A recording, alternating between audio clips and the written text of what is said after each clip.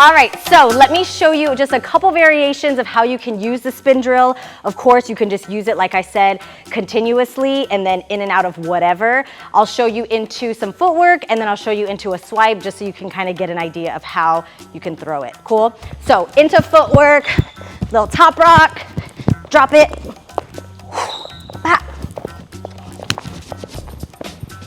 Boom, nice.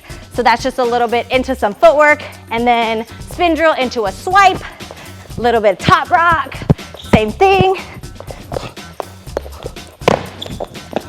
A little low at the end, but it's all good. Swipe those feet around, yeah? So same thing, you can go into 90, you can go into freeze, you can also go, so if I'm here, boom, spin drill around, bam, go into like an up freeze, lots of different things you can do.